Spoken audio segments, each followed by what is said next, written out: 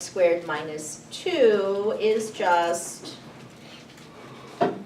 the graph of y equals x squared moved or shifted downward by, in this case, 2 units. Okay, now that's not just true for y equals x squared, that's true for any of our functions, any of these template functions. And so that I can generalize this to arbitrary functions, let's bring in function notation. So my template function this time was f of x equals x squared.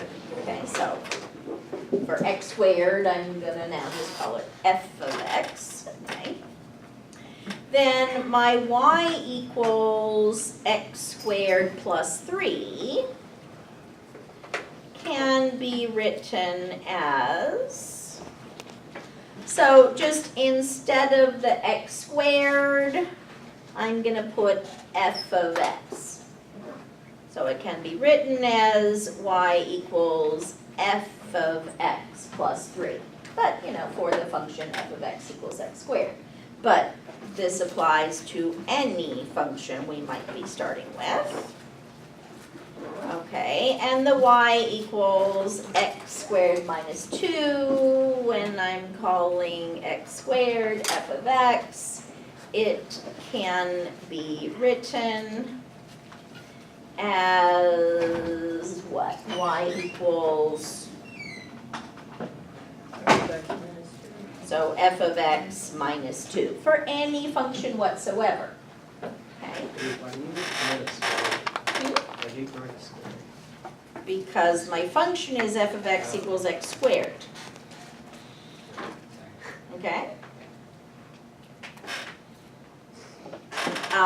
Okay, let's write down the general case. Okay, so in general,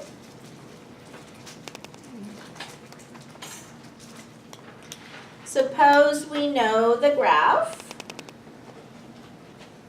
of some function. Just in general, we're going to call it y equals f of x, but you know, it's going to be one of our template functions. So it's going to be, you know, y equals x squared, or f of x equals x squared, or f of x equals x cubed, f of x equals x to the 4th, absolute value of x, square root of x, 1 over x. Okay, so one of those functions whose graphs we know, we have memorized. Then suppose someone says, I want you to graph y equals that function f of x, but we're going to add some number, and typically we call it k. Okay, so I want us to graph y equals f of x plus k, where this is really a plus, so in other words, k is a positive number, so that's really a plus there. Okay, then what we're going to do is shift the graph of our regular old y equals f of x, what direction and how many units? Positive direction. Yeah, so shift, move, whatever, the graph of whatever y equals f of x is, the one you're starting with, and since it's a plus some number, we're going to shift it upward by whatever number k is, k units. Okay, and in the examples we just did, I had f of x was x squared, and first I graphed y equals x squared plus 3. So I graph y equals x squared, but shift it upward by 3 units. Similarly, if we want to graph y equals some function minus some number, where that's really a minus sign. So if that's really a minus sign, then k is a positive number. Okay, so k is positive, so that's really a minus sign, okay? Then we shift or move the graph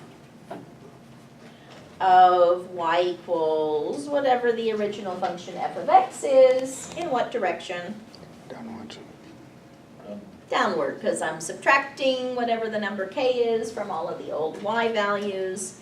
So shift the graph of y equals f of x downward by whatever number k is, k units. So if you're taking a graph and you're shifting it up or you're shifting it down, you're moving graphs vertically. Now, when you take a graph and turn it into another graph, we say we're transforming it, okay? And here we're just taking a graph and moving it upward or moving it downward, but transforming it into the same shape of a graph, but in a different location. So these are called vertical transformations.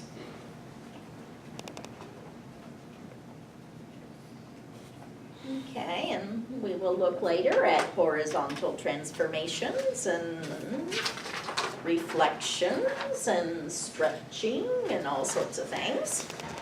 But let's just make sure we understand, what vertical transformations would look like.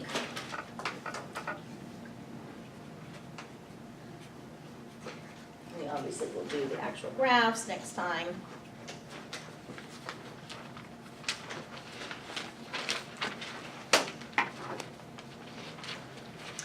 Okay, so I'm gonna take any of my template functions.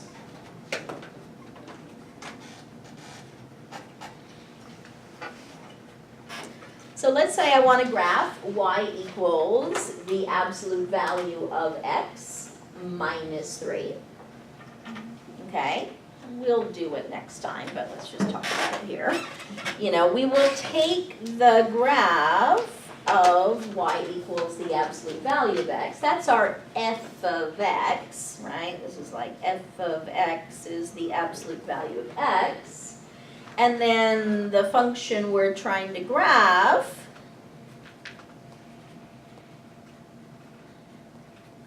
is, if f of x is the absolute value of x, then the function we're trying to graph is of the form y equals f of x minus 3.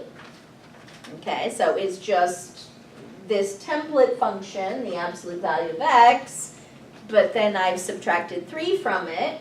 So what am I going to do to the graph of the original absolute value function? Yeah, I'm just going to move it down 3 units.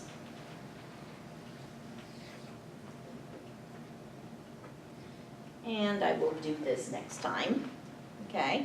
But we basically take that V shape and we just move all the points down 3 units.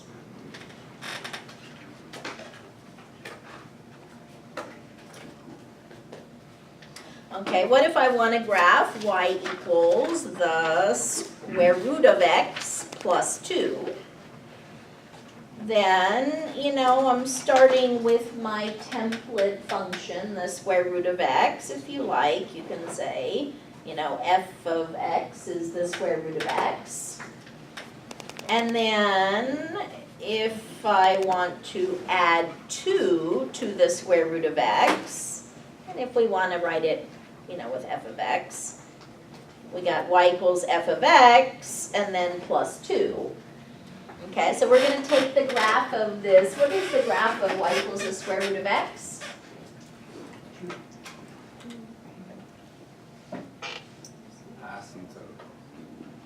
Half a parabola on its side.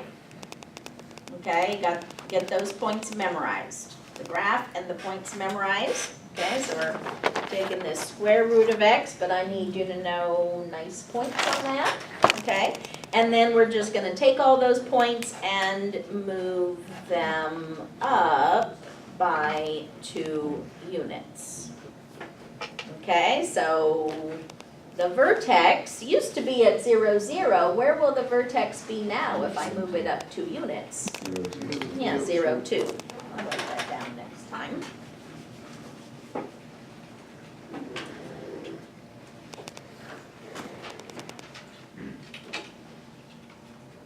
So let's say I want to graph y equals 1 over x minus 4.